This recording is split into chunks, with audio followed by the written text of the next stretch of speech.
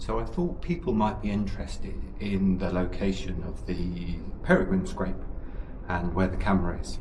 So we're just coming up to the bell chamber here, which is 2/3 of the way up the tower at Lincoln Cathedral.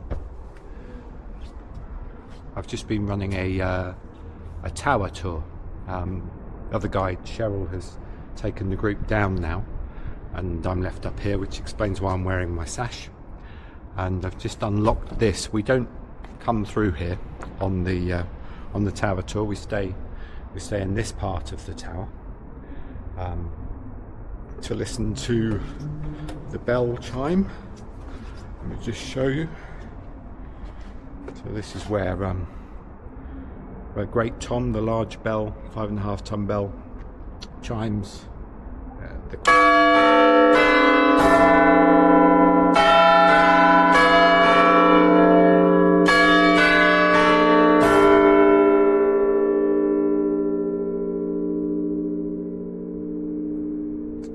So that was the quarter bells chiming for 2:45. I'll just grab myself a set of ear defenders in case I'm still in there when Great Tom chimes at 3 o'clock. So in through this door. What have we got here? Down on the ground.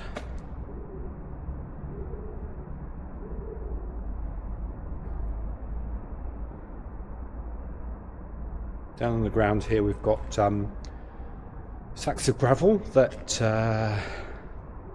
Colin Lee bought, and we had hoisted up through the trapdoor here. Stuart and his gang of merry men brought them up here. So these are what we're going to use later in the year, probably in November, to replace the gravel in the scrape, which, as you'll see, is pretty mucky. So anyway, we're inside the bell chamber here. A better view of Great Tom from the other side, and the quarter bells, of which there are 4 just here. We'll just pop down the side actually.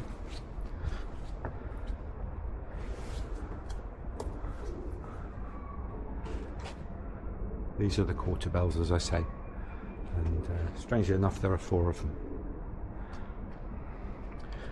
And interestingly, this is the box that Quicklime owns and pays the cathedral to locate here, and it's got the switch in that I'm allowed to switch or plug the cameras into. I've got 3 cameras. Only one was streaming this year, just gone, because that was the one that was in the nest box, or the nesting area. So that's the big clapper there that strikes the hour on Great Tom. Right, let's go round. So this is the east face of the tower that we're looking at now. I'll just walk along a bit. We've got some of our equipment. This is the netting that we use when we're accessing the nest area. I don't know what this is. Oh yes, I do know what that is. That's our rescue box. That's the rescue box that Mark made. It's just a cardboard rescue box, and we thought we were going to have to use it to rescue one of the juveniles. Don't know if you can hear that. That's a peregrine making that noise. That's one of the adults. Right, what we have here, I think we've got it quite well wrapped up, but here we've got the main nest box, the one that Norman Bonner had made back in the 80s. Oh, I can get the camera.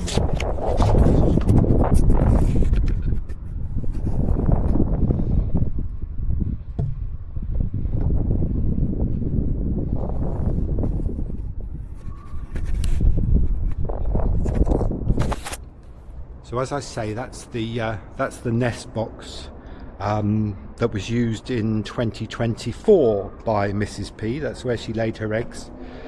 We've got a camera in the roof of that, and this year we saw her in there, but the easterly winds had put her off nesting there, and Mr. P, who's been here longer than she had, kind of told her that this was the place to lay her eggs instead. So let's stick the camera out here.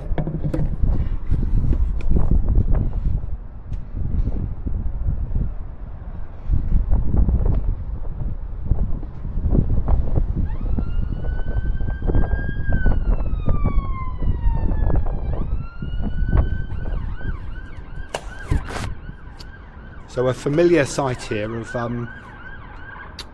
the scrape that you'll have seen on the webcam, on the Peregrine cam. I've also got an access hole here that I'll put the camera into. No birds in here at the moment, so nothing for me to disturb. You can see the Peregrine cam, and I'm going to try and put a muff on the microphone in a little while.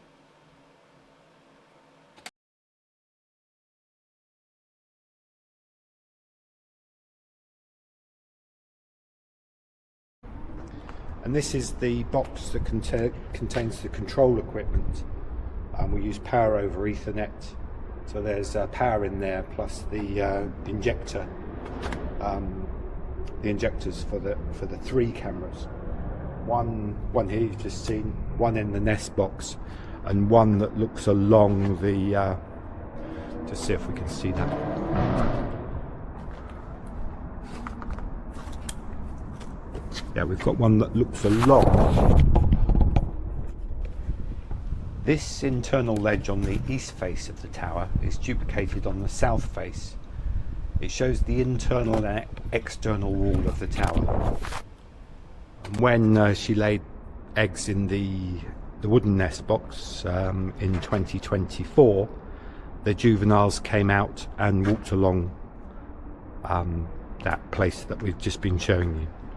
So the construction of the tower is sandwich walls, so 2 walls, and in between there are various strengthening bits, various horizontal bits, and it's in one of those that we've put the gravel has been put in.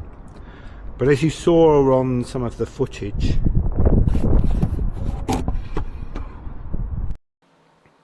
the Peregrine juveniles, once they're big enough, will wander the whole length of this ledge and hide from the camera at the far end.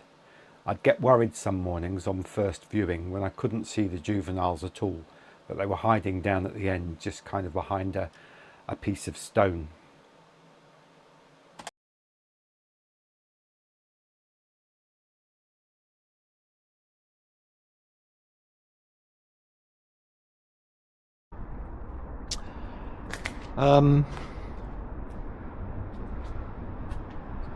As I say, what I'm going to try and do is access the camera and see if I can pop something over where the microphone is. So I'm just going to stop recording for a moment and see how I get on there. So I've just been making some adjustments to the camera. What I've been doing is putting a little muff over the microphone area. Can't really see it in great detail.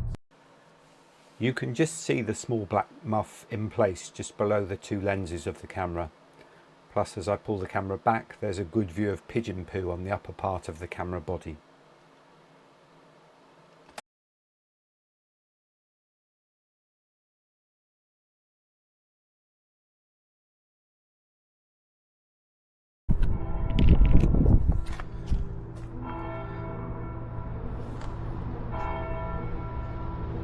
So that's all I'm going to do with the camera today. I need to come up with a small screwdriver and put an SD card, a micro SD card, in it as well. But for the time being, that's the setup. But as I say, I just thought it would be useful for you to see how everything is set up in here, and the conditions that we're living under.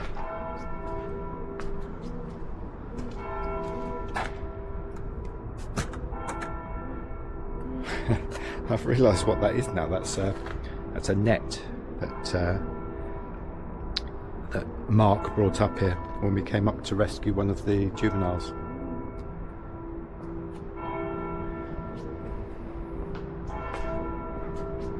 I'm hoping for next year that I can bring this into use. It's a light stand with a boom, and we'll put the boom out and see if we can attach the camera to the boom, or I'll manufacture something better for going out here. One of those solutions should work, but it's a case of on the spot engineering, bringing a few tools. Anyway, if you haven't already done so, hit subscribe and turn on notifications, and you'll be notified when part 3 of Tales from the Towers is available. It shows the first peregrine eggs of 2025 at Lincoln Cathedral.